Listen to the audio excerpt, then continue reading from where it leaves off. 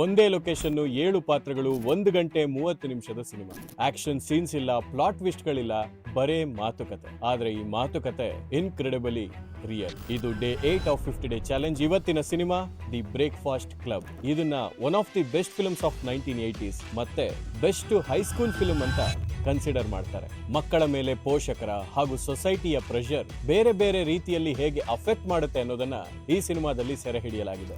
Even ಚೆನ್ನಾಗಿ ಓದ್ತಿರೋ popular ಮಕ್ಕಳು ಕೂಡ ಎದೆಯಲ್ಲಿ ಇಷ್ಟು ನೋವಿಟ್ಕೊಂಡಿರ್ತಾರ ಅಂತ ನಮ್ಮಲ್ಲೇ ಪ್ರಶ್ನೆ ಮೂಡುತ್ತೆ. ಈ ಸಿನಿಮಾಲಿ ಕಾಸ್ಟ್ಯೂಮ್ ಡಿಸೈನ್ ಮೂಲಕನೇ ಕ್ಯಾರೆಕ್ಟರ್ ಡೆವಲಪ್ಮೆಂಟ್ ನ ತೋರಿಸಿದ್ದಾರೆ. ಸಿನಿಮಾ ಶುರುವಾದಾಗ ಎಲ್ಲ ಪಾತ್ರಗಳು ಜಾಕೆಟ್, ಸ್ವೆಟರ್ ಹೀಗೆ ಬೇರೆ ಬೇರೆ ಲೇಯರ್ ಗಳ ಬಟ್ಟೆಯನ್ನ ಹಾಕೊಂಡ್ ಬಂದಿರ್ತವೆ. ಆದ್ರೆ ಪಾತ್ರಗಳು ಹತ್ರ ಆದಾಗ ಮನಸ್ಸಿನ ಮಾತುಗಳನ್ನ ಹಂಚ್ಕೊಳ್ಳೋದಕ್ಕೆ ಶುರು ಮಾಡಿದಾಗ ಸ್ವೆಟರ್ ರಿಮೂವ್ ಮಾಡ್ತಾರೆ, ಶರ್ಟ್ ರಿಮೂವ್ ಮಾಡ್ತಾರೆ, ಜಾಕೆಟ್ ರಿಮೂವ್ ಮಾಡ್ತಾರೆ. ಹೀಗೆ ಒಂದೊಂದೇ ಲೇಯರ್ ಅನ್ನ ಬಿಚ್ಕೋತಾ ಬರ್ತಾರೆ. ಹಾಗೆ ಪರಿಪೂರ್ಣವಾಗಿ ಮನಸ್ಸು ಬಿಚ್ಚಿ ಮಾತಾಡ್ತಾರೆ. ಸಿನಿಮಾದಲ್ಲಿ ನಾವು ನೋಡೋ ಆ ದೊಡ್ಡ ಲೈಬ್ರರಿ ನಿಜವಾದ ಲೈಬ್ರರಿ ಅಲ್ಲ, ಯಾವುದೋ ಒಂದು ಶಾಲೆಯ ಜಿಮ್ನಾಶಿಯಂನೇ ಲೈಬ್ರರಿಯ ಹಾಗೆ ರೂಪುಗೊಳಿಸಿರೋದು. ಅಲ್ಲಿ ಲೈಟಿಂಗ್ ನ ಸಮಸ್ಯೆಯಿಂದಾಗಿ ದೊಡ್ಡ ದೊಡ್ಡ ಲೈಟ್ ಗಳನ್ನ ಹಾಕಬೇಕಾದ ಅನಿವಾರ್ಯತೆ ಬರುತ್ತೆ. ಸೆಟ್ ನಲ್ಲಿ ಇದ್ದಂತಹ ಕಾಸ್ಟ್ ಮತ್ತೆ ಕ್ರೂ 110 ಡಿಗ್ರಿ ಟೆಂಪರೇಚರ್ ನಲ್ಲಿ ಕೆಲಸ ಮಾಡಬೇಕಾಗುತ್ತೆ.